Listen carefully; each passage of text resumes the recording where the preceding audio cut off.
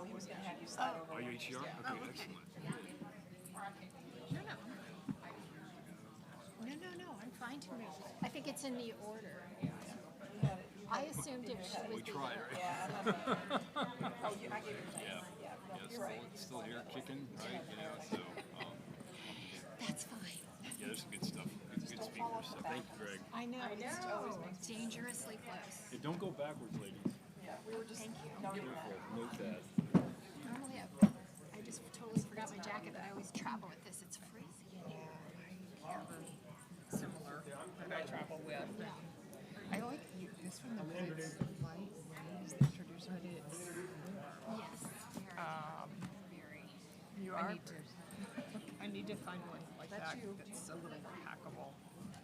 Mine is.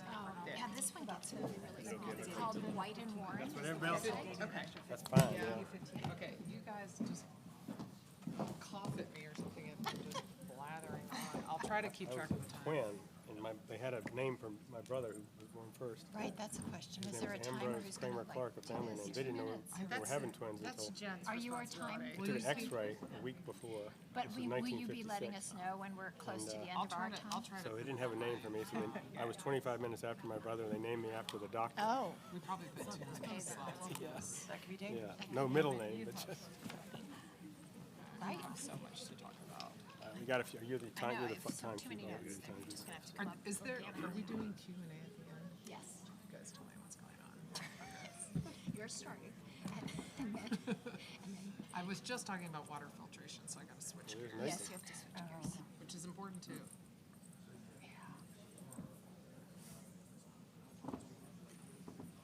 Well, I'm looking forward to hearing you guys. I've been making presentations nonstop, so I'm sick of bet. hearing myself. I bet. But still, I've never heard you, so I haven't either. So, I think, are you going to? Talking about boys and girls, I have yes. 7 My AD grandsons. is also going there, Patty McGilford. Oh. And so 14, you'll probably 12, meet her there. I think you guys are on Oh, something. good. Nine, Yeah, so eight, I'm doing that one in climate mayors. five. This is Yes. the next day. Yes. 20 months. So- No, Excellent. 6, Yeah. 5, and Good. 20 months. Yeah. Apparently the Clintons will be there. 4 of them are, yeah. 3 of them live in New Orleans, but they spent the whole month of July with us. It's always at the same time because I don't have we're grandkids yet. I just part of that as well. It's climate week, same time. Yes. It's My always children range in age from another event. 44 to 24, so Yeah. some people it represents a complete lack of planning on my part. But they're all educated now anyways.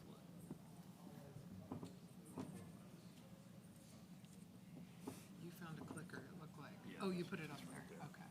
Yeah. Mine has video in it, so we'll have to see how I it. think they got it working. Do we have to stand up to give her a talk? I guess we have to. I don't think you have to. I will. You will.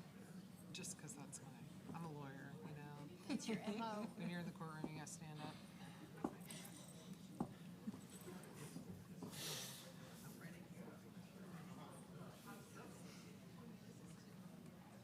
Who's the timekeeper? I'm kind of the timekeeper. Are you? Yes. Okay, I put. I'll watch.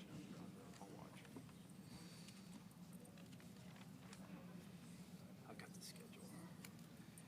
Hey, You let me know when you're Jamie, ready, when you're ready to Don't go. forget at some point to, you know, hook her.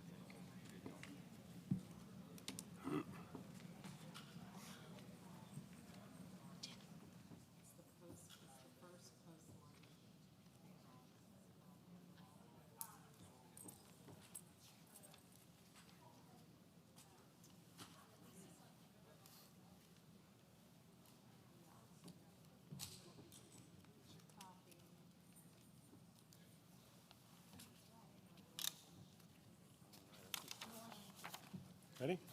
Okay. Well, good afternoon, everybody. Hope you enjoyed the morning sessions and the lunch.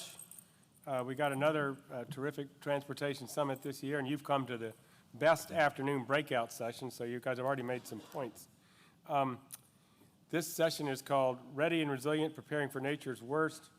We're going to hear from 4 women who have a wealth of wisdom on this subject, and we also can look forward to a robust panel discussion. We will have some time near the end of the session for some questions from the audience, so make sure you have those ready. Please welcome our moderator, Matthew Laufer, PE. He's the North Carolina's, NCDOT's state hydraulics engineer. I guess I should also add that I'm Billy Clark. I'm the Division 13 board member, and I will just take a little privilege here to say that I know and have worked with two of the panelists. Christine Laporte was involved in the effort to put some wildlife crossings on DOT roads, which has turned out to be a great thing. And Esther Mannheimer has been the mayor of Asheville for 12 years, getting ready for another 4. And she's a colleague as a lawyer in Asheville, and also I represent a board she sits on. And I just can't help but say that during Helene, one of the few bright spots was her cheerful face in a baseball cap on emails and radios and airplanes with Joe Biden. So she did a terrific job in keeping the people of Asheville going during the recovery. Thanks.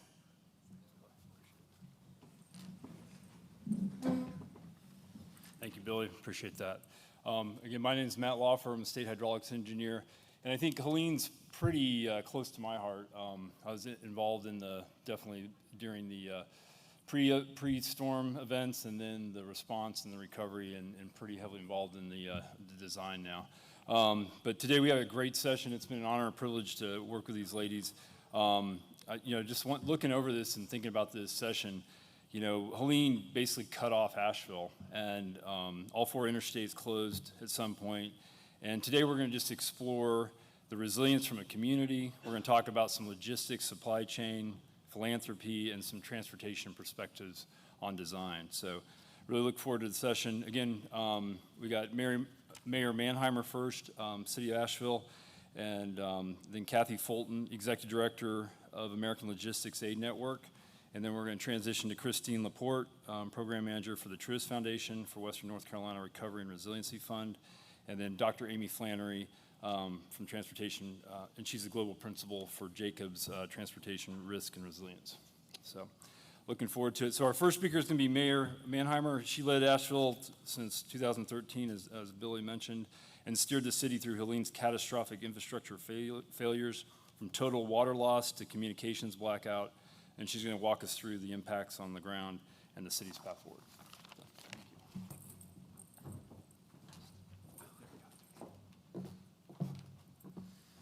I'm timing myself to give all these great panelists some time to talk too. So it's my pleasure to be here with you all today, and I've got a presentation for you. I have made many presentations since this hurricane. And so I put together a presentation today that gives you kind of a lot of visual images of what we were dealing with right after the hurricane, and also the synergies that were created with DOT, which was a really important partner in the rapid recovery that we were dealing with. So I know a lot of you have probably seen some of these images. Maybe some of you were in Western North Carolina when this storm hit, but this is our heart of our River Arts District. This is the French Broad River on September 27th. So we're, of course, approaching the 1-year anniversary of this hurricane. This is just what these maps look like at the time. I actually don't think I could see this map when this was happening because we had already lost power and internet. So we experienced a catastrophic infrastructure failure in the immediate aftermath. I remember standing in the EOC talking to the county manager, and she said, we had all these emergency operation procedures, but all of the things happened at the same time. All of the things that could possibly happen happened at the same time. So these are just some of the images along, I believe this is the Swananoa River, more in the East Asheville, East Buncombe County area, which was the most heavily hit in the Buncombe County area. These are some images of the water, and then after the water receded, you can see the dirt and the silt that's already been significantly cleared away in some of these images, but that's how high these waters rose, as maybe you know, to levels never measured before in terms of the heights of the river.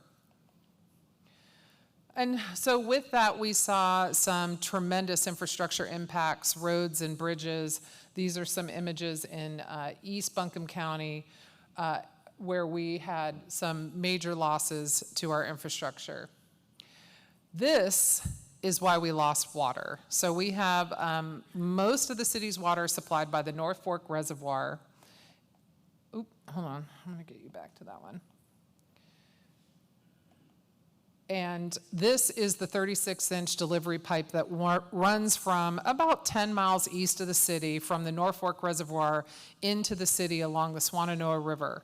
And that pipe was 25 feet down. It was unearthed and torn apart in various places. So you can see the drone operator up there. These are some of the images that we showed the community as we were working through the recovery so that they could see in real time what we were dealing with in terms of putting these systems back together. This is an area in East Asheville. So now we're a little closer to the city. We're along the Shenandoah River, and our water lines here ran under the DOT road. So in order to rebuild the water system, we had to work together with DOT to have them build back their roads while we built back our water lines in order to fully restore water service into Asheville. So this is just a look at the incredible destruction. You can't see, but on the right-hand side, we have our rec park pool, which was completely inundated. The zoo was just up the hill. Don't worry, all the animals were safe. But this is what we were dealing with. So this is the effort to rebuild the water system and put back in place the 36-inch line.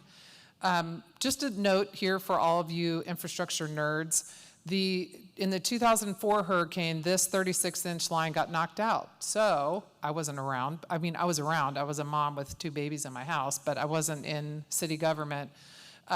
And so when the city rebuilt this system, they built the 36-inch line, and then they built a 36-inch bypass, so you have redundancy. Well, they both got knocked out. So this is the rebuilding effort. Again, we showed these images to people in the community so they could see exactly why they still didn't have water, what needed to happen, how quickly it was happening, who was helping rebuild this system. And here we have, water departments from across the state that have come in to help us, and also every contractor that did water work was here as well.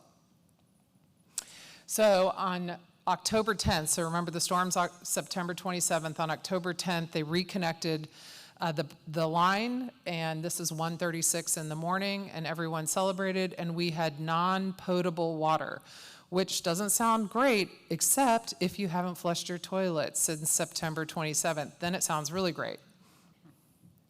So we had told elected officials what their job would be in the event of a disaster.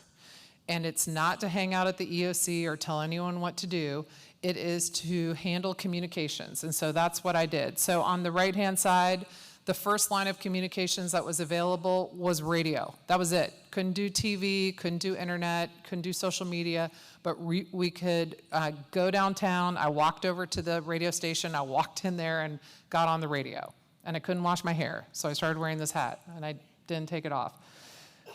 And then at my law firm, I'm a lawyer in downtown Asheville, we had power and internet, so I got on the news, and I started doing national news networks, and they would zoom in, and I would talk to them.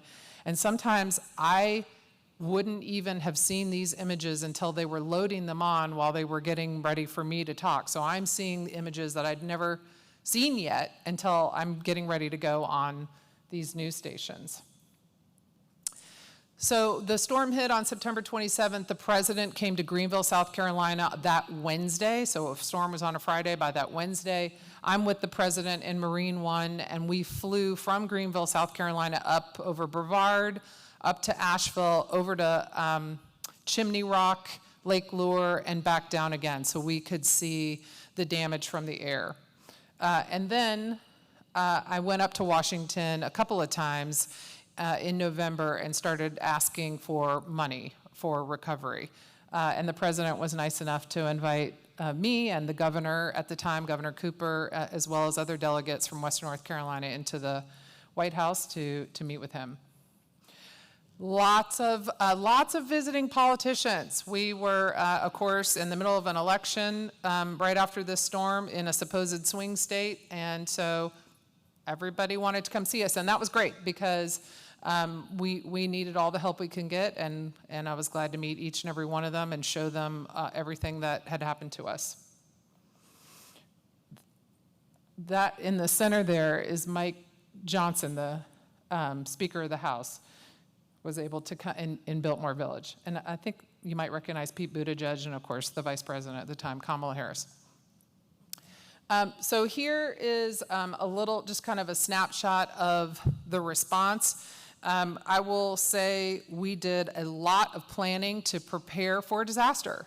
We had changed up and redone our emergency operations procedures. We had even trained on them.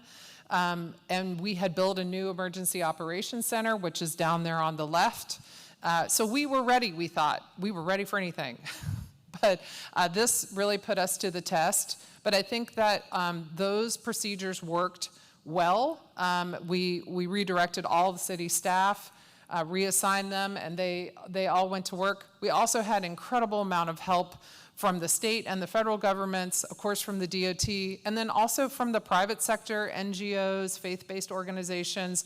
Folks just came into Asheville, Buncombe County, Western North Carolina, and helped with absolutely everything. And then, of course, the people that live there really are the heart of the story.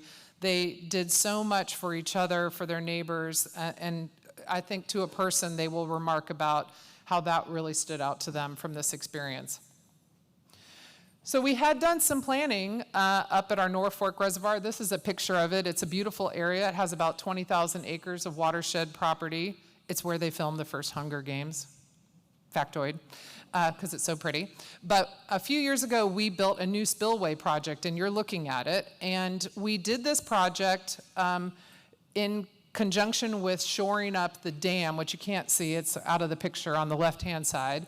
So we had a little spillway next to the dam, and so we created this very large spillway and then took that earth and shored up the dam. And it's a good thing we did that, because this spillway functioned properly. The dam did not give way. It did not inundate the water treatment plant that sits below the dam and lose all the water in this reservoir. Again, this serves about 80% of the customers in Asheville, and many of the areas around Asheville, we have towns that buy water from us wholesale. So in that spillway, those cement buckets are designed to give way at different pressures. And so one of them did give way like it should have, and it tumbled down the spillway and relieved the pressure on the dam. I mentioned we opened a new EOC, which we did, and this is a picture of it. We did this, well, it seems like yesterday, but it was in 2023. So, one thing I will say that's odd to me about North Carolina is we have county-driven emergency operation procedures. That's the lead, of course. Counties lead in an emergency. But then cities also have emergency operations centers. And I will say sometimes getting all that synced up in real time sounds better on paper than it does functionally. So wherever you are from, maybe review this just so that it actually works. In the event of an emergency. It did work, I will say that, but there were definitely moments where it was, we had to kind of re-communicate several times. So I mentioned we had redone our emergency operation procedures. I can't emphasize this enough. This was such an important step for us to have done this work. It actually happened because we had a big water outage in 2022, which we really stumbled on. And so we created a task force of subject matter experts to give us a set of recommendations around engineering, communications, and one other piece of this, I'm trying to remember what it was, so that when we had future incidents, we knew exactly what to do. And we did implement those recommendations, and it made a real difference for us. So now we're in recovery. All the basic functions are back up and running, but we have a lot of long-term recovery needs. For example, we need a temporary bridge at Gaseous Creek. Hint, hint, DOT, we need it right now. But we also are leveraging all this federal money to be able to rebuild our community. FEMA is like a giant insurance company. We've inventoried all of our damage. We put in our requests for funding, and we're building back the areas along the river that were the most heavily damaged. We also have a lot of folks that are participating in the hazard mitigation program to do buyouts or elevations. And then we have projects of our own that are more public in nature. through those funds. And then we also were awarded $225 million in Community Development Block Grant Disaster Relief Funds. So we'll be spending those on infrastructure, housing, and economic recovery. This is just sort of the timeline for how that process works. I will say the federal disaster system is really complicated and one I hope you never have to learn, but if you do, you got to get somebody to help you who knows exactly how it works. It's a lot to learn in a few days. Again, this is the process for the FEMA public assistance portion. The Hazard Mitigation Grant Program, a separate program, and then the CDBG-DR. So these are all just the various buckets of money that we'll be able to leverage, assuming Washington keeps writing those checks, so that we can continue to rebuild. And this is our announcement about the CDBG-DR award, which was very exciting for us. And that's it. And this is a picture of the vigil we held shortly after the hurricane in downtown Asheville. We luckily had beautiful weather, which I will say as a college student in Eastern North Carolina, I remember being super hot after hurricanes because we had no air conditioning. But we at least had some nice weather after this hurricane.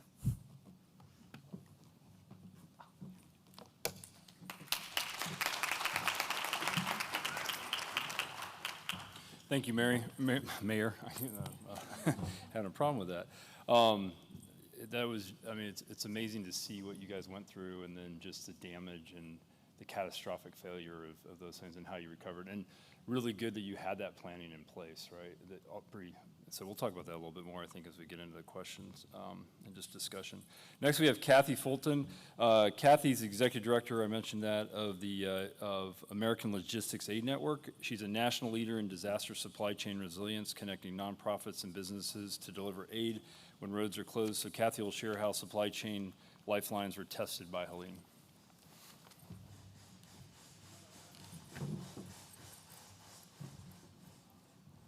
Good afternoon. Thank you all for joining us today. And Mayor, this is the first time I've had the opportunity to hear you speak about everything that your community went through. And having seen it from the other side, I'm a former resident of Florida. I'm grateful for all that you and your community have done. So I'll talk just a little bit about American Logistics Aid Network, or ALAN. I'll talk a little bit about supply chain resilience. But what I really want to focus on is the work that we do with businesses to help them continue their operations throughout disasters. And I'll just speak to some of the things that they tell us that they need. So we talk about ALAN.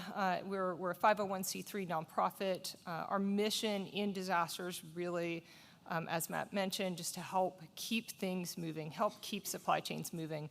That can mean helping a nonprofit organization find access to donated transportation or a pallet jack or some warehouse space. But it also means helping businesses track down information to help keep themselves in business. So we talk about being powered by logistics, but truly guided by the purpose of making sure that disaster survivors are nourished, hydrated, and cared for after disaster. So I'm just going to show you our impact. I'm not going to go through these numbers. What I will say, in Western North Carolina, we supported, I want to say it was about 30 to 35 missions, meaning whether it was, just finding a pallet jack for a nonprofit, helping, someone move supplies into the area. In one case, there was a community that actually lost their warehouse for all of their the equipment that they used to maintain things, and so we found them a donated shipping container, right? So it's anything soup to nuts, helping the local nonprofit to helping the communities.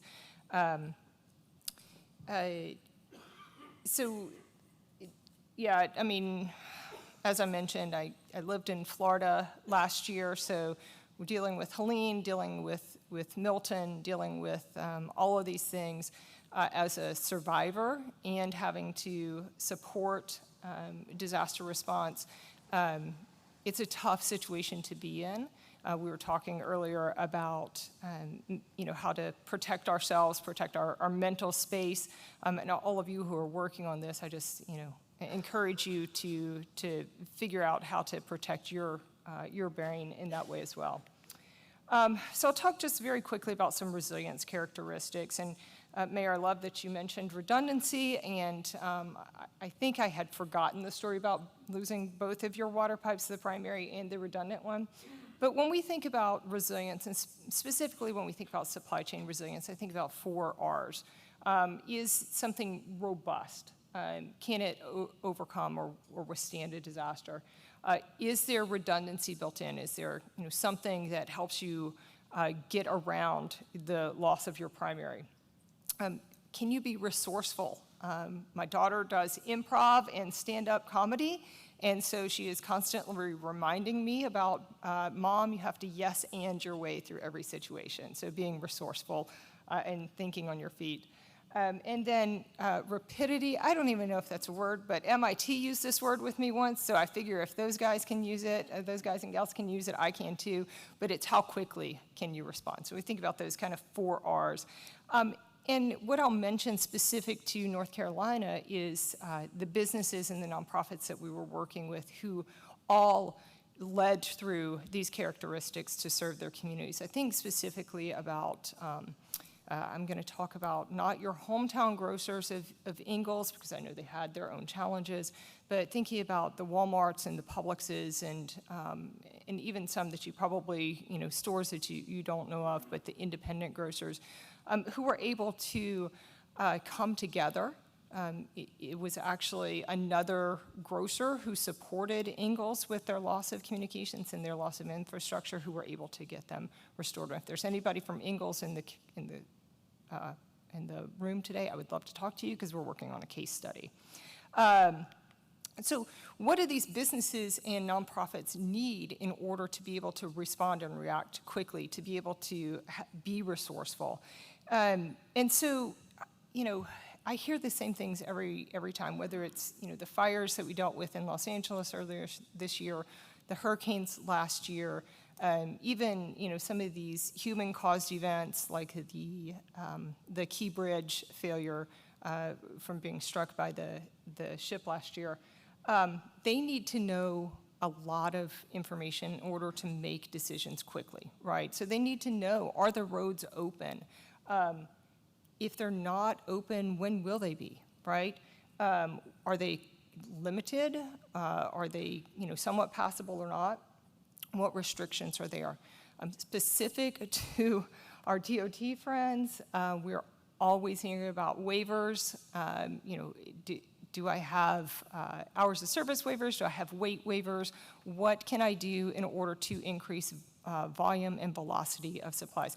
I promise you this is not because they are trying to get around any restrictions. They are trying to operate safely, but water, you can only put about 20 pallets, 18 to 20 pallets on a truck at any one time. The increased weight allows you to much more quickly serve that 5 million liters of water or whatever it was that went through Asheville. They need route clearance assistance, and I'll just quickly tell this story. After the freeze in Texas in 2021, HEB, which is a local state grocer in Texas, their road needed to be cleared because of ice and damages, but it was a private road. Or not a private road, but not on the route clearance, primary route clearance. And so they called the state EOC and they said, we can't help you right now. That's not on our primary list of roads.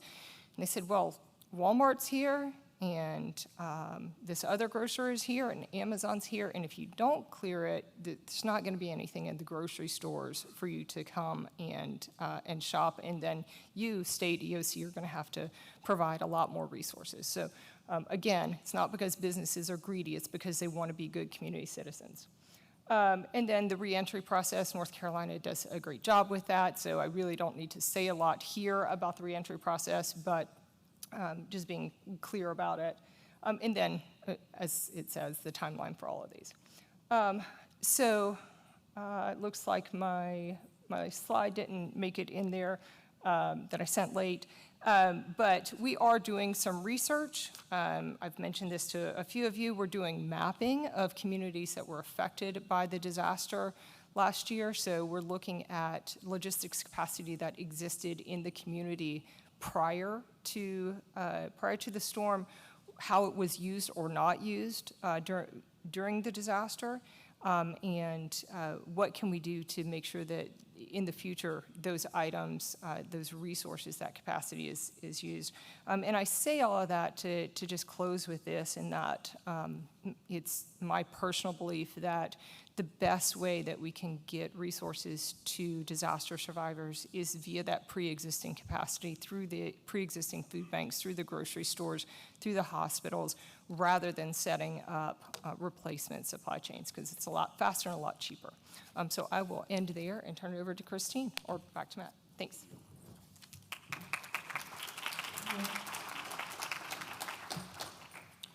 Thank you, Kathy. I think we've been, at DOT, we've been trying to work better about how to understand during these large events how let's talk about hazards of water, right? The flooding, and when is it coming and when is it going, and give supply chain information out that can better help the people that are trying to get those supplies in and help those communities. So we'll touch upon that a little bit later. Next we have Christine Laporte.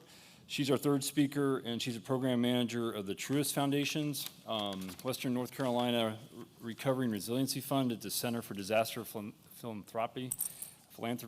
Christine works on equitable community-led recovery, and she'll highlight how philanthropy supports housing, small businesses, and resilience in Western North Carolina.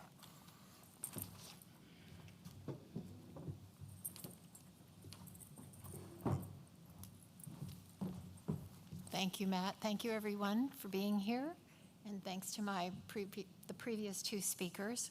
We're going to shift gears, so to speak, a little bit, and I'm going to talk about how philanthropy fits into the recovery landscape and the long arc of recovery. And I do live in Asheville, North Carolina, and I work for the Center for Disaster Philanthropy. And I manage the $21 million that the Truist Foundation, which is of course part of the Truist Bank, made a commitment to Western North Carolina recovery. So I'll talk about what that means in a moment, but first I'd like to do my slide and talk a little bit about philanthropy's role, a crucial role in disaster recovery. And then I'm going to take us sort of back down to Asheville and talk about some transportation-related support that we're able to give. So the Center for Disaster Philanthropy is a global entity. We have been around for about 15 years, and we have 3 different buckets of services that we provide. Educational resources, which is the public-facing part of our work, webinars, roundtables, great blogs, and articles and research. The expert advisory services advise foundations, large corporations, donors, and in fact NGOs and public agencies as well on strategies for a framework for disaster recovery, because a lot of times you'll have a foundation or an agency or an NGO who never really thought about disaster. What do we do around that? So we advise about that. And then I'm a member of the team called Funds Management and Coalition Building, which also is where our grant making happens. So I'm not going to go over all the different kinds of support activities that we support through, but obviously critical infrastructure is where transportation probably falls into. And yeah, our mission is to mobilize donors and catalyze all kinds of great support. The international team works on warfare and conflict, as well as disasters that are caused by other kinds of hazards. So our definition at the Center for Disaster Philanthropy the definition of disaster is when a hazard, and you see the list there of the different kinds of hazards, it includes everything from hurricanes and floods and landslides and drought and diseases and epidemics and war. When one or more of those meet vulnerabilities that exist already in communities. And I'm not going to go through all of those, but that is our definition of a disaster. A hurricane isn't the disaster. A hurricane is a weather event. But the disaster is when it hits communities and amplifies whatever the existing vulnerabilities were. Disasters are also multidimensional, and I've highlighted transportation there because transportation really is at the center and touches on all the other kinds of impacts and opportunities and challenges that we have in long-term recovery. So the Truist Foundation came to the Center for Disaster Philanthropy. They've been partners on other kinds of disaster recovery efforts in other areas. And they donated $21 million and asked us to manage the grant making for housing recovery, small business recovery, and resilience. And so it might sound strange, but I consider myself the luckiest person in Western North Carolina because I get to give away money. I feel like a little bit like Oprah. You get a grant, you get a grant. And that money is going straight to mostly very localized, community-driven work for recovery. And when there is somebody that's from, let's say, a more national organization, CDP will have had a long-term relationship with them, and they have presence already in the region. So shout out to the Truist Foundation. Here's just, I wanted to give a quick snapshot of, these are just landslides. This was put together by the NC Geologic Survey. And these are incidences of landslides. And this probably needs to be updated. It was pretty soon after Helene hit. And just to give you a sense that this was not just a hurricane event or a flooding event and or both, it was also a geologic event. So it in terms of transportation, it reshaped the landscape. And if you've seen any pictures of Chimney Rock, I mean, that's very graphically. They moved those giant boulders around. But also all of these landslides impacted, in many cases, roadways. This is pretty much an early, I think, it was soon after Helene, UNCA, NEMAC, and Buncombe County put together a dashboard. And I just want to point out that just in Buncombe County, roads damaged from landslide, you see the numbers there, 405, road damage from floods, 401, and bridges damaged, 163. That's just in that one county. The picture in the upper right is where a public road met, past tense, a private road along Highway 9. And if any of you are familiar with the small community of Girton, they were isolated for a long time. I went on a funders visit with several other funders in April. And this just goes to show how it's, when we talk about transportation and infrastructure, it isn't just the public roads. There's a lot of private roads and bridges that were impacted heavily. And so this just shows sort of a juncture of those two together. And this is, I think, my last slide. The Truist Foundation fund that I manage has been able to intersect with transportation and support transportation-related work, mostly through a couple different grants. We don't give grants for road building. I don't have enough money to give away for that. However, the Mennonite Disaster Services is one example of a very, very skilled group of people and volunteer service who have the savvy and the know-how to raise the money to build roads. And they have deployed throughout Western North Carolina working on private roads and bridges. They also do some house repairs. And I was able to give them a grant to renovate a church in West Asheville where their 40-plus volunteers will be living in order to deploy over the next 5 to 7 years, I think, of recovery in the region. And that includes everything from up in the high country down through Polk County. So on the left, I went and visited this community where the MDS folks had just finished building a bridge. They call it the Green Giant there. The community of about 10 or 12 households love this bridge beyond description. And the visual down at the bottom is a drone picture of the bridge that they built. It's pretty impressive. I wish there was a person standing there so you could see the scale of it. And then on the upper right is Price Bridge, which is under repair right now, being built in Ashe County. So this group, Mennonite Disaster Services, is a key player in transportation, and I'm really grateful that I think the North Carolina Emergency Services has, I know they have a grant program for private roads and bridges, so they obviously sort of leverage with that grant program to get to the areas that grant program probably wouldn't be able to get to. I'm thankful to you all to be able to explain the important role of philanthropy. It's private funding. I mean, most of our funds are pooled funds. This Truist Fund is truly unique. So if you have a Truist banker, thank them, because they're doing a lot of good in Western North Carolina. Thank you.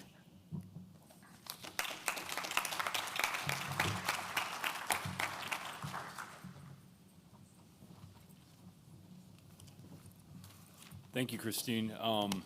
Yeah, that brings up a couple just thoughts real quick. I think I was out there about 2 weeks after the event, October 10th or something. And so I was at a hotel, and when I got there, the water was running really clean because they were running off a water tanker truck, right? And then the second night I was there, they turned it on. I think that's when you got the water line hooked up. And then it was running kind of brown. But it was amazing just to see just how bad the system was. And then Christine, going back to Girton there, just the damage there. You know, I drove that second week in October there, and just to see that community. I mean, we had massive pipes that blew out that were stuck up on the bridge and sticking straight up, and that community just, they had already started recovering, but their bridges were out, but they were all like gathering there at the church. And I think that it's really important to think about just like the philanthropy part of it, and just what we heard about Samaritan's Purse and everything, everybody coming together during these events and how important that part is. I mean, the DOTs, the state, FEMA, they were doing stuff there, but it's that other part of the community that's so important to the recovery of this process. And also, you mentioned just the mental part of that. I think that, Kathy, you brought that up too, and I think that's significant. I think if you work in this area, it's just, you see the damage and you can't really comprehend it. It's like the Grand Canyon experience, and you're just trying to figure out what happened here and then how do we recover, right? But it's really amazing to see a lot of the progress we've made and where we're going. So next here, we got Dr. Amy Flannery. I've known Amy quite a long time. She's going to close out our presentations. She's a global principal for transportation risk and resilience at Jacobs. With over 30 years of experience, she leads national research on risk modeling, resilience standards, and how DOTs can move from reactive to proactive planning. So just thank you, Amy, and turn it over to her. That's right.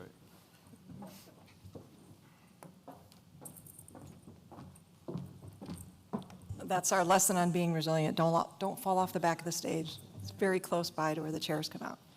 I'm going to pivot again. We had, different presentations from different perspectives, but I am an engineer.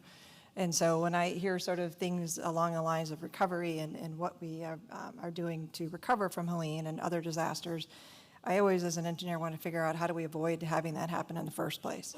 So I'm going to talk today a little bit about some of the things that are ongoing at the national level and within our industry to sort of prepare for these events ahead of time and ideally avoid them. And it was so helpful that my fellow speakers brought up a lot of the terms that you're going to hear me talk about. They talked about the 4 R's. That's something that we're working on a national study right now to help you quantify as an engineer. They talked about vulnerability, and I have a couple of slides that are going to show you how we're trying to model vulnerability, and talked about risk. And so I'm going to talk to you a little bit about, again, within a national standard that's forthcoming, how we're going to help you as an engineer or practitioner fold these things into your day-to-day practice. So a little bit on my overview of my presentation, just talk about what is resilience in transportation, what do we mean by that, and what are we doing to address it within our field, what we're doing to better integrate resilience into decision-making, and that's something, honestly, that we're still figuring out as an industry. We know there's natural places where it fits, like asset management, but also things, of course, like recovery, we want to be able to deal with building back better. So we'll talk a little bit about that, and then what resources are on the horizon for our industry. So a couple of years ago, back in 2017, the graphic on the right here of the slide was actually developed by AASHTO. And so ideally what you're doing as an agency is you're looking at sort of planning and design, building and operating and maintaining in a resilient manner, ideally identifying these high-risk areas ahead of time, areas where you may not have redundancy or robustness in the system, and beginning to address those as you can through your capital programs or asset management, maintenance, that sort of thing.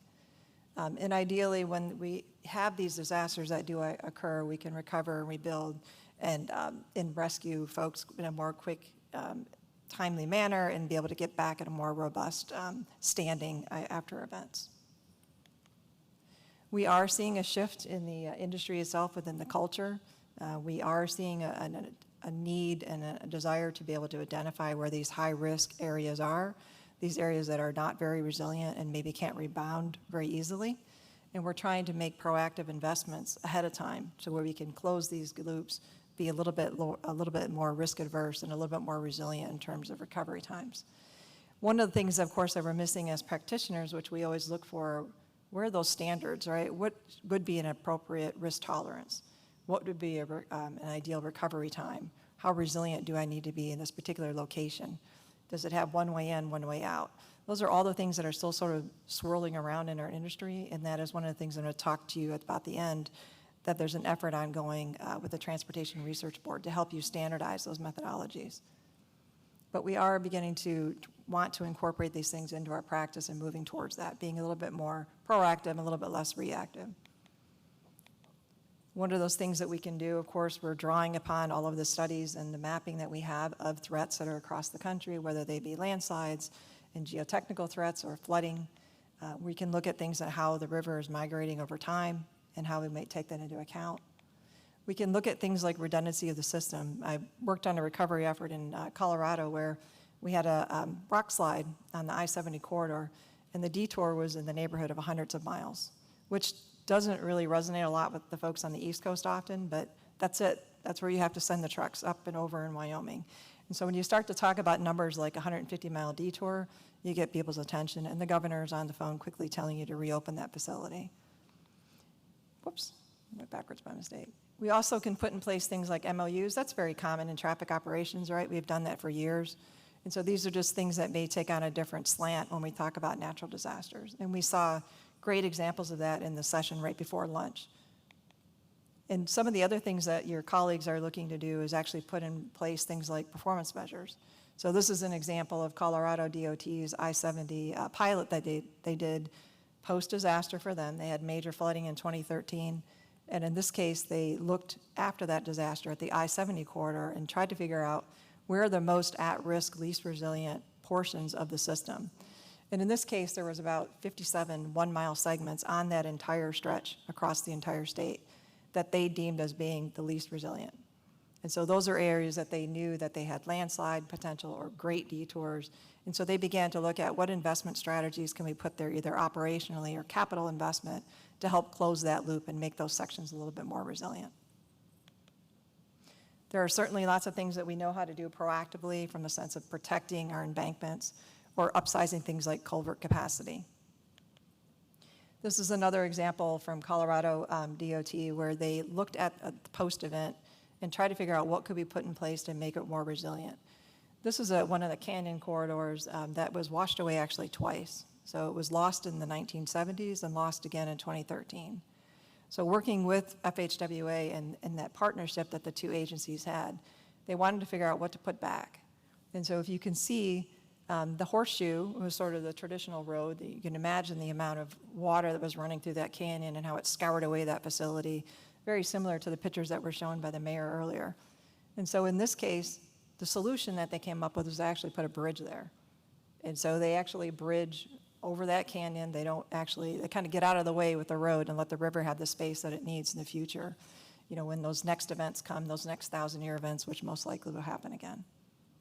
And this also, the other thing that they were worried about in this particular location in the canyons, they had over 2,000 air evacuations because people were just strictly cut off for weeks on end. And in this case, they wanted to be able to have at least one way in and one way out for emergency operations. So they pushed the road back into the mountain to be able to have a little bit of that road on embankment, or on bedrock, I should say. So they also had that emergency evacuation in mind. Similarly, we're doing something like this in Yellowstone. They had a similar flood event that took out all of the facilities in and out of the park, and so similarly working to figure out how to get it on bedrock, at least one way in, one way out. Oops, I keep hitting the wrong way. Other things that we already are doing, right? Of course, we're looking at maintenance operations and things we can do to reduce things like rockfall and its impact on roadway facilities. Those are things we're already building into our maintenance programs. Some new opportunities that are in the Protect program currently allowed us to actually use some of our funding outside of the right-of-way, so we can look at nature-based solutions when we're talking about coastal areas in particular. And so these are things not only that we do in the transportation sector, things to be able to reduce that wave action and to reduce some of that erosion that may occur in coastal facilities. But our friends in the Department of Defense similarly took action after Hurricane Michael, and in Tyndall Air Force Base in Florida worked to put in place multiple nature-based solutions to try to reduce the impact in the future from hurricanes or major storms that come on shore, and make sure that this critical facility for the Air Force can be kept open and operating. So we're learning not only from our own sector, but other critical infrastructures. If you've ever read a government accounting or a GAO audit, which are kind of fun if you can't sleep at night, dig one of those out. Google FHWA and GAO reports or Department of Defense. It's always fun to look at our other sectors that surround us, other critical infrastructures, so we don't feel like we're the only ones that haven't gotten it quite right yet. Department of Defense gets hammered all the time for not being able to handle, things like major disasters and resilience. So we're following along with them, trying to get things more embedded in practice. Matt and I had the pleasure of working with several of your colleagues from other state DOTs, MPOs, and local jurisdictions for about 18 months for an effort with US DOT and AASHTO that ended about last spring. And over the course of that 18 months, we had lots of roundtables and lots of discussions and webinars to try to figure out what is it that the industry needs to better integrate these practices of risk and resilience from natural disasters and direct threats into our practice. And these are some of the bullets that were highlighted by practitioners, your peers. Things like understanding, often when we would ask around the table, what's happening in your agency for resilience, they would say, well, I'm in charge of that, and also I'm in charge of asset management or performance management, or I'm the bridge engineer and I do resilience. And so understanding like the level of the lift that it comes to integrate these types of practices into organizations, there was something that was noted by your colleagues that probably more investment needs to be made for just staffing of these types of things. Looking at things like reporting, how do we report our ability to rebound and recover or even resist these types of events? How are we measuring those types of things? What data might be out there and what data could we use and how can we get to that data? And some of the other things that we talked about are education. So we realize that often resilience is landing in the lap of somebody who maybe has 20 years of experience, but are we addressing it at the next generation level?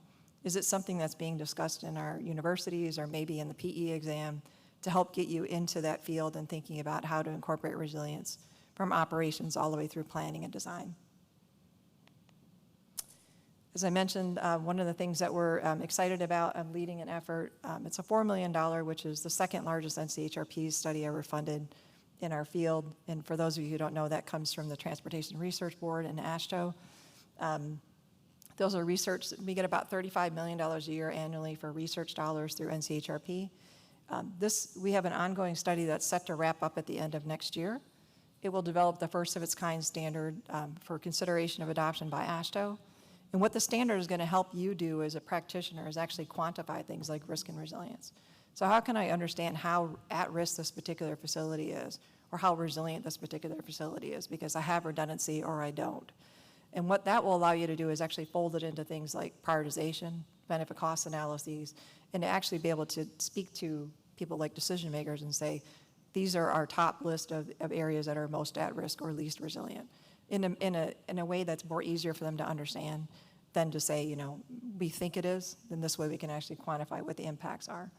And that framework on the left-hand side of the slide there is actually something that's very common. It came from the American Association of Mechanical Engineers after 9/11.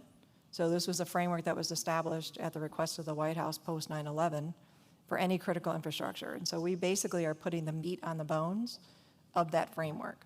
And so our methodologies within the manual are going to help you from planning all the way through design to look at what should be the right sizing of the response if you've identified an area that's at risk or an area that's not very resilient. And so we're working to make sure that you have better data as you go from planning through design, and how can we address those calculations of risk and resilience along that way.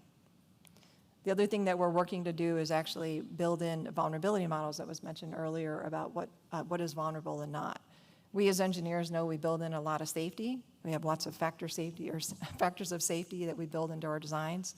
So we have to figure out where do we think these systems are going to fail. In some cases, and for example, in NBI culvert models, we don't have simulation tools. So we're using a combination of science and expert opinion to develop these vulnerability lookup tables for you. In other areas, like in bridge design, we have finite element analysis. So we're literally modeling tens of thousands of combinations of bridges and threats that can occur to these bridges, and are developing fragility curves, which allow you as the analyst to go in and say, this is my condition, this is where my bridge is located, and how vulnerable is it to this particular threat. So this project will wrap up, as I mentioned, at the end of '26, if we keep our schedule. And it will be considered for adoption in '27 by AASHTO as a standard. So we have a range of AASHTO committees that are looking into adopting the methodology, and ideally this will be something that your agencies will be looking at in '27. And we will also include things like 2-pagers for folks that are on the executive side of things to help us understand why we want to adopt it. And with that, I'll pass it back to Matt.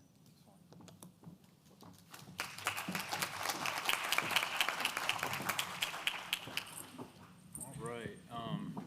Are these on, the mics? You guys hear okay? Okay, excellent.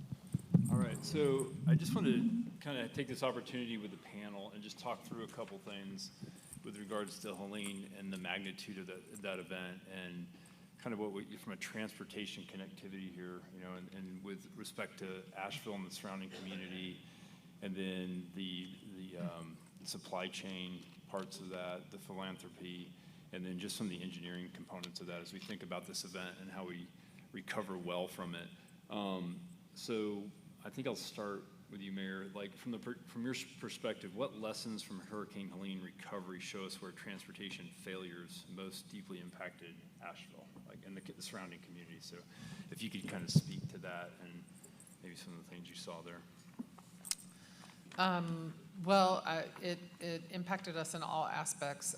You know, first of all, we had schools closed for a month, among other reasons, not just because of water, communications, electricity, but we had some schools that had transportation infrastructure knocked out to just get to the school. So we had things like that. So just managing emergency vehicles. We had a lot of helicopters. In fact, I think they had to issue some kind of order to stop private helicopters from coming in, and drones too. It kind of felt like a post-apocalyptic military operation for a while. And so just getting a handle on that, because of so many areas that were cut off, like Girton and places like that. And then as things started to get a little better and some of the connections were reconnected, we had still a bunch of outages, especially in East Asheville, Tunnel Road, Old Highway 70, I think it was. So we had all these traffic jams on I-240 and 40, and people could not figure out why. They'd be like, why am I in a traffic jam? And I think, well, because you have many major corridors that you can't use, like Swananoa River Road and other ways we would normally get across town. So, it impacted us for a really long time, and we still have some challenges where we have private roads and bridges, like a lot of people have seen, and FEMA has said to us that was unique in this storm in terms of what they deal with in natural disasters, and so they had to kind of retool a program to help address that. Yeah, I think we found it pretty unique too, right? When you lose 150 bridges, and that's just the beginning. You know, I think we had 800 bridges damaged, and 1,000. My unit, we deal with the pipe washouts and things. So we had over 1,000 pipes that washed out, you know, in 11 and 13 and 14. So it was you know, just thinking about the impact on the community too, with those systems being out and then recovering, and just the magnitude of effort that had to go on in the divisions. And you know, we're sitting in Raleigh trying to say, like, how can we help, right? And so I think that was a pretty huge challenge. Another question for you on that, like you mentioned, like the water main went down Swananoa Road. Are you guys changing anything in your thought as far as where that pipe goes in the future and things like that, or additional resiliency thing? You had redundancy in the system, and that failed. So what kind of things are you guys thinking about now? I have wondered about this a lot, and not to be all existential on you, but I don't really understand how local governments can fund construction of infrastructure that can withstand these weather events that we're seeing. I don't see how that happens, right? I mean, I'm no engineer, but in a whole perfect world, would you run the pipes elevated? Would you create some incredible system that put them 50 feet above ground? I have no idea. What would that cost? I don't know. I will say for us, in rebuilding this time, they're encasing the bypass lines in concrete. Because what's within our means to be able to do this, even with the FEMA dollars to pay to recover, that's kind of our next option to do something like that. But I don't really understand, again, how local governments can on their own finance the cost of infrastructure that can withstand climate change, period. I don't see how that's possible. Unless you're such a large city, you basically have a budget that might be the size of a small state. So, Asheville has a budget of $260 million, an annual budget of $260 million, and to add a water filtration system to our 2 reservoirs to be able to withstand the turbidity we're seeing with natural weather events in our reservoirs is $250 million. So you can see the disconnect between our budget and the cost to make the infrastructure changes needed to withstand future major weather events. Yeah. And really good that you guys did work on that dam. Yeah, but that was only $37 million. Yeah. So, yeah. And I think that you kind of mentioned something like the risk, and Amy, has talked about this, looking at your system and then where are the highest risk, right? And then really stress testing or looking at an event like Helene, right? And saying, okay, where do we need to put our energy and our efforts? So, but I think we think about that a lot in the transportation. We don't even own a single helicopter. Yeah. Very good, thanks. Just kind of transition, Kathy, just on the supply chain thing and what you saw with Helene after, seeing the event and then some of the more information you've gained since then. I mean, we talked a little bit to Jennifer Portanova, manages our transportation systems operations folks, right? That just manage the road system and network throughout DOT. What type of things would you think might be beneficial from a supply chain transportation, in the future after seeing an event like Helene? Yeah, just to the mayor's point, you don't build the church for Easter Sunday. You can't build the church for Easter Sunday every time. And I think the same goes for kind of how you support private sector to be able to continue operating, right? You have to figure out, kind of the 80-20%. What can you do to get them 80% of the way? I also think that things like private-public partnerships, both from information sharing, but from construction perspectives, are also really important to add into this conversation. If businesses want to continue to come to Asheville, how do you co-invest? How do you co-plan for those things? Both from an infrastructure perspective, but also, the preparedness perspective. Yeah. Any stories from that event that really stick out? So many, and we've talked about the messaging challenges. I think I'm not gonna beat that horse, but just the fact that roads were open and flowing before the information was passed along. How many? How do I say this? How many more trucks, how much more resources could we have gotten into the community had that messaging been aligned? And we know the communications challenges. We know, like you said, you didn't have power, you didn't have internet, like all of those things. So what is the plan for that? How do we think about in the future? How do we prepare for those worst days? in advance. Some of the things that we're doing is, we're talking to every business that we know that was affected. We're talking, I mentioned the Ingalls case study, right? That's kind of an outlier, but we're talking with the Walmarts and the Publixes and even, kind of those smaller community organizations, just to understand, what was their experience? What do they wish they had known? What do they wish they had so that we can think of it not as individuals who need something, but what are the themes across? Can I piggyback on? Sure. One of the things that a lesson learned in this moment was you have these emergency operation procedures and you fill them out at a city level, you figure out how to coordinate with the county because the county is going to be the lead in an emergency, and then how you coordinate that with the state. There's a whole chain of command, and then up to the federal government. And everyone in the public sector can kind of get on the same page and figure it out. What I was overwhelmed with was managing the private side. I mean, Because they're all calling that's you. not in the plan. Yeah. And there's not a person who's supposed to wake up every day to manage the private side, and they all got my cell phone. Yeah. Yes. So, I mean, I had Walmart call me up and say, we have 16 tractor trailers full of stuff. Where do you want it? Yeah. I mean, so that's not in our, I would have needed you, actually.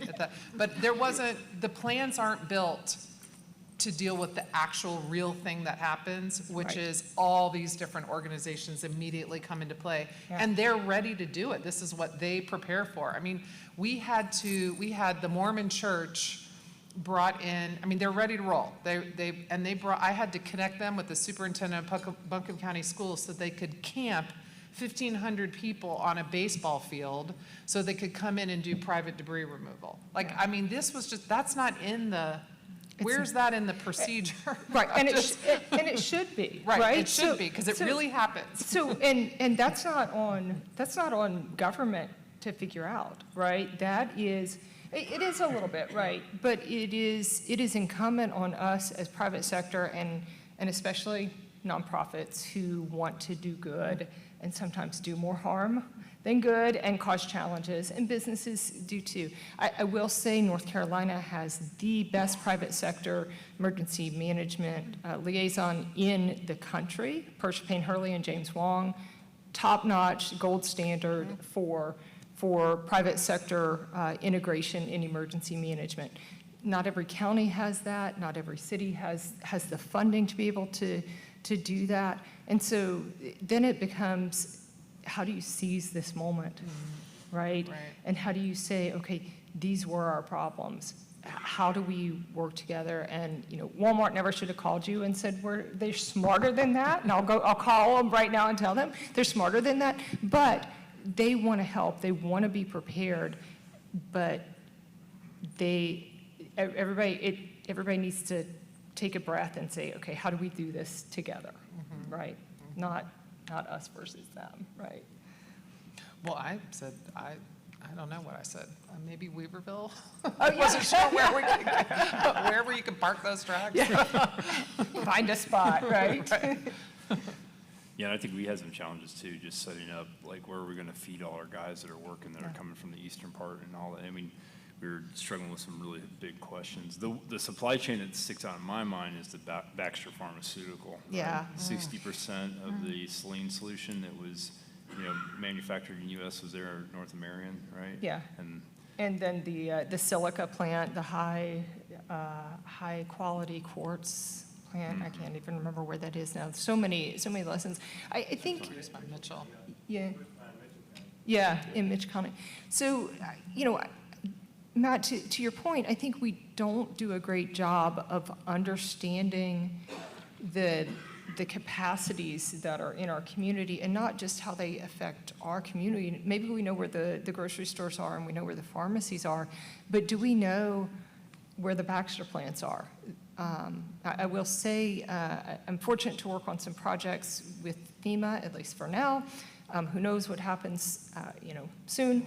But where we look at different communities around the country and study those they're not vulnerabilities, the capacities that are within those communities that can affect not just the community itself, but globally. We had the same problem with saline after Hurricane Maria in Puerto Rico. We should have learned the lesson in 2017 to go and understand and map where all of those kinds of plants are. We had the same problem on the east coast of Florida. It may have been because of Milton. I don't even remember what caused it last year, same time. And so we're talking about people's lives in that situation. And that underinvestment is something that I was on a conversation this morning about the case for supply chain resilience investment and the short-term view of, why would I do that now if it's not going to pay off for 10 years? And that's a frustration of mine because, again, it's people's lives and it's communities that hurt when we don't invest. And then, Sorry, soapbox. No, that's good. That's good. And we can come back to that. And Christine, I think you're farther in the recovery, right? As we get down farther, and we're actually getting our feet underneath us and making those investments. How have you seen, like you mentioned, the Mennonite bridges, and then we've got all those private bridges that we've got to replace. Are there lessons that are coming out of that you're seeing with this coordination and with your philanthropy and improvements that can be made in that, or what lessons are you learning that you think we should take forward from that? I think that transportation is, I'll be honest, is not a key focus of the Truist Fund, and I've had my nose to the grindstone on the housing recovery and business, but in the resilience bucket, we think about it a little bit, not enough, but a little bit, and that's where I was able to support the Mennonites. And what they tell me is they also are able to get the equipment and the engineers and the volunteers, but it was really difficult to know how to get, like the routing was really, really important for them. And so that was one lesson to look at. And I love that you mentioned the radios because I was glued to iHeartRadio, which I never listened to, but they were doing things like, oh, you can't take that road, to reach grandma. You have to go and take this other route to go and reach grandma and make sure she's okay. They were literally doing this public service 24 hours a day, just connecting people with each other. So they were doing some routing on I'm sure BPR was too, but for some reason I found iHeartRadio and stuck with them. So that's one set of lessons, is the routing for these nonprofits that want to come in and work. It's like a whole nother, we have a term called the second wave of the disaster, where either the nonprofits can't get in, or they get in and they have like too many teddy bears to give away. Like there's just this desire to give, and then in our case, we ended up with mountains of too much more debris, basically, to deal with. And so, but that's everywhere. That happens everywhere. Yeah. So that's another lesson as well that kind of ties in with the supply chain piece of it. And then in terms of private roads and bridges, I need to learn more about this grant opportunity from the North Carolina Emergency Services, but I think my mind's already going, like, how can we leverage some of what the money that I could give out with some of that work that's being done? I try to think of that. And my purview, so to speak, my geographic scope is all of the 18 counties. It's not just Asheville. So I'm doing an analysis now of where are the communities that are still kind of isolated in these more remote counties, and what do they need, both in terms of transportation but also services. So I guess that gets at some of the things that I'm thinking about. Yeah, and if you travel these roads, that got really hit hard, back in like Yancey County behind Mount Mitchell. I mean, we had 24 inches of rain on top of Mount Mitchell, right? And then within less than 10 miles, that water dropped 4,000 feet, right? And you see the debris and you see the bridges that were just decimated, right? And then I guess my question on that is, as we rebuild and you're bringing housing into it, right, and you're providing funds, how are you looking at those hazards and people's lives? Because they have property, right, but there's a risk factor there, right? You mentioned you had your landslide picture up there, right? And then how do you incorporate that into the thought process from a resiliency standpoint? Yeah, that's a very difficult and challenging piece, because in the case of people owning land, it might have been in family for a long time, and/or it's the only piece of land they're going to be able to afford, and they don't want to move. You've seen some footage of folks like that. So what we try to do through the Truist Fund and other philanthropies, other funders in Western North Carolina who also stepped up in incredible ways, is to bake in some preparedness and resilience pieces into, let's say there's a proposal that comes in and they're asking for funding to help repair and do mitigation in mobile homes or small houses and take out the mold and repair some things. Well, we try to encourage baking in the proper standards for elevation and moving back as much as possible, and septic systems is a whole nother piece of the, I just found a septic system expert group. I'm so excited. Never thought I'd say that. And I'm going to be bringing them in to work with some of our housing people.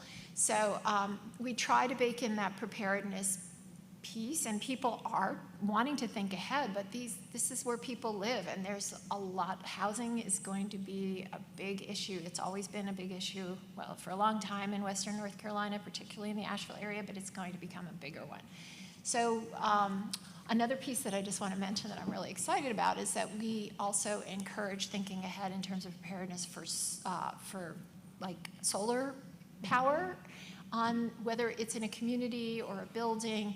And for example, the fire departments, some of them, we've been working with a group called Footprint Project, and they are amazing. They're bringing in not just solar, for the volunteer fire departments, not just solar generators and the array and the system and all that, but also bringing it in a mobile capacity, because if the town of Marshall Fire Department had a stationary solar apparatus, it would have been inundated. So they want to be able to put them on their trucks and be able to move around.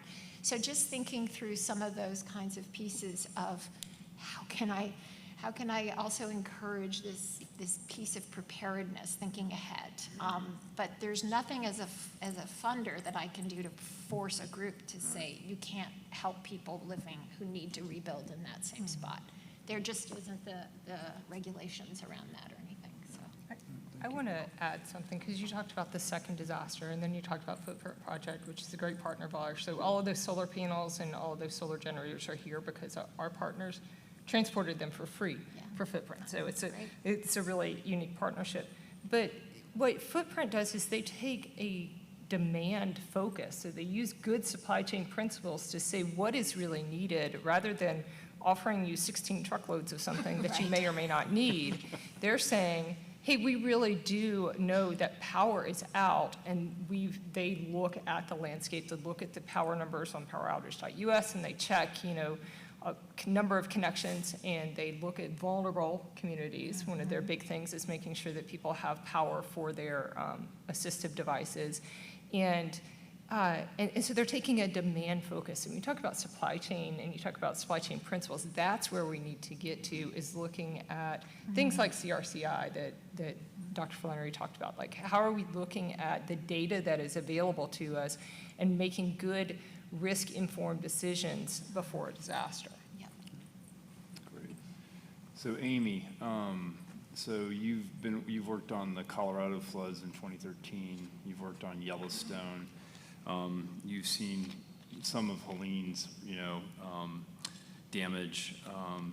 What are your thoughts as far as like how we rebuild better and from a transportation standpoint? And what are the key things that you think that leadership needs to think about, as we look at our transportation network and think about how we deliver, a resilient, ready, that can recover quickly too, right? And those standpoints. So if you just offer some thoughts from that perspective. Yeah, a couple things that have been mentioned just by the other speakers while we were going through the questions, thinking about what is your risk tolerance. I think that's really hard. You were mentioning the mayor, like we don't have the ability to build something that can withstand a 2,000-year event. So how do we, as an industry of critical infrastructure industries, how do we establish what are those new risk tolerances? Because you may not know this, but we have built those into our design practices and our design standards. Typically, they're 50-plus years old.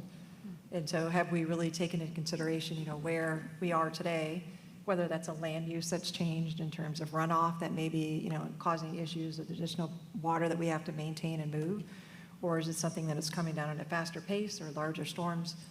Whatever it may be, we have to figure out as an industry of critical infrastructure providers, what is that new risk tolerance? And so are we willing to, say that we can't handle 20 storms a year that take out, massive communities? And we as a country are going to continue to rebuild those things. So it's a conversation that's hard because it's costly, or it's at least envisioned to be costly. It's often, we like to, roll the dice and hope that it's not going to happen. But in reality, it's a hard conversation that we need to have, as a country, as an industry. How do we prioritize and understand, where are the areas that absolutely have to stay open? We were mentioning the Colorado disaster. We had a similar occurrence where we couldn't evacuate north of the city. We had 3 routes that were north of Denver that were all underwater. One was an interstate. So is that acceptable? Personally, as a practitioner, I would say no, but I don't know what that means in terms of dollars and cents. We, post-disaster, realized that we had several bridges on I-25 north out of Denver that were built to be 10 and 15-year flood standards on an interstate. So, in hindsight, they don't make a lot of sense, but they're often sort of low on the priority scale of things that we address. So how can we fold these sort of considerations into our decision-making? Some other things you were mentioning about the local bridges, a lesson learned from Colorado, we had a canyon that had multiple local bridges that attached itself to US 34. That facility was lost twice, as I mentioned, in roughly 50 years. And what we talked to Federal Highway about in terms of that partnership, that 80-20 or 90-10 split, depending on where you are, was you have already rebuilt this facility twice. And that's not normal. So how about we make a little bit of an investment and help these local bridges, maybe not attached to the facility with, either 1 or 2 year flood standard, but maybe a 10 or 20 year flood standard. We'll elevate them a little bit so that maybe they don't cause the dams in the future for the next storm event. And maybe we change the policy so that the bridges that come online in the future in that area have to be built to a particular standard.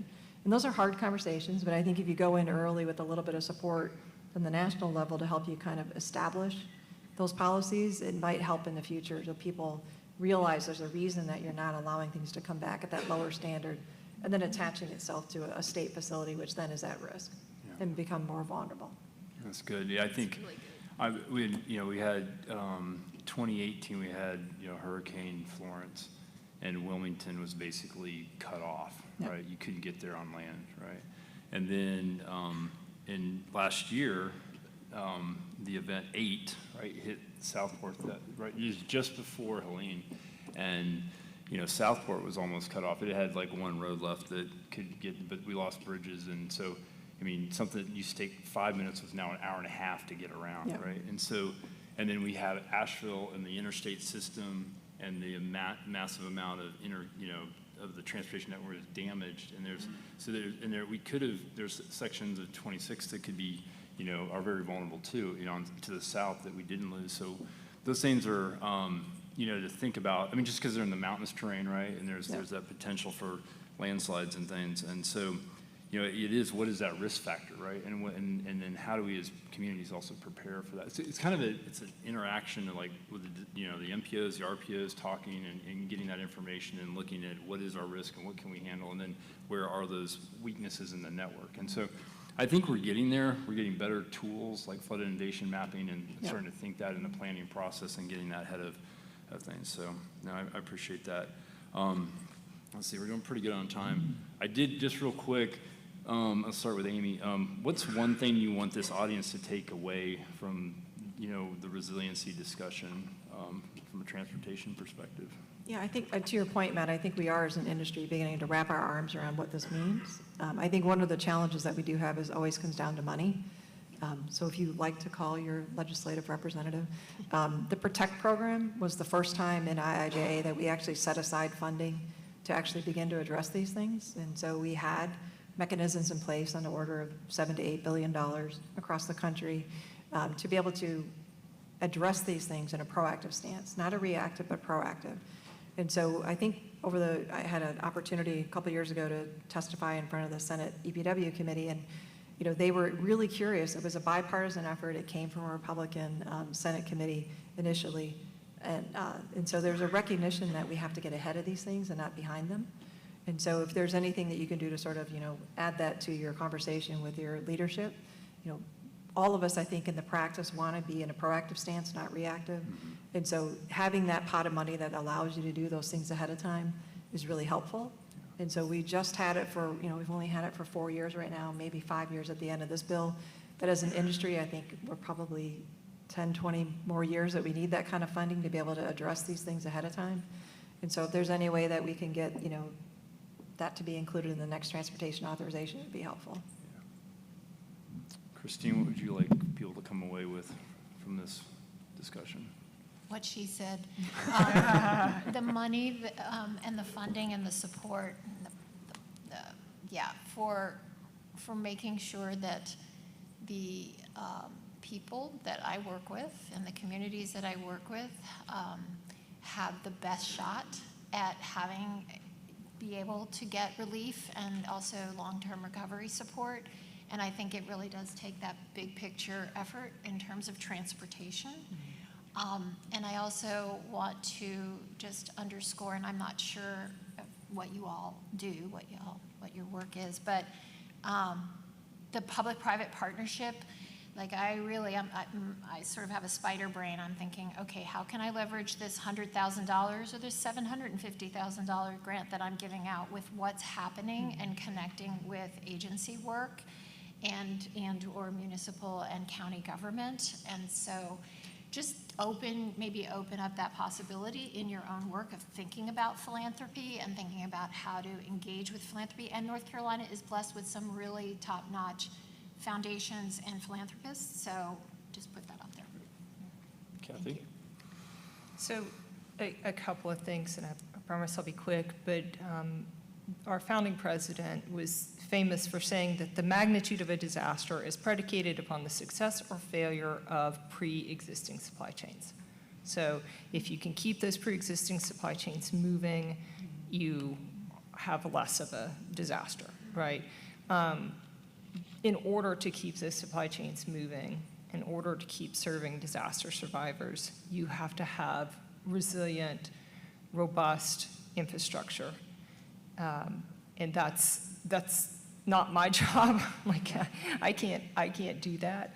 But I will also say that resilience is a journey and it's not a destination, because what you build for today is not going to, you have to think 10, 20, 30, 50 years in the future for what you're going to have to withstand from the effects of climate change. So, Thank you.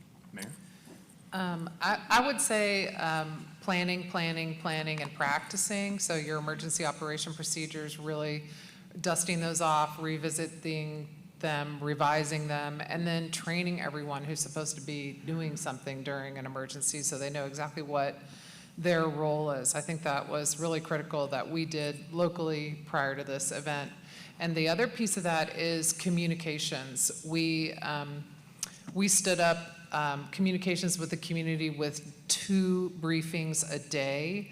And those briefings included the city and the county, of course, but then we'd bring in like the school superintendent or someone from DOT or someone from the Parkway, or, to talk about where we were with the progress on repairing roads or bridges, or what the state of the school situation was, so that people could hear those. And even if they didn't have internet restored, they would stream those on iHeartRadio or on NPR so people could hear them at least.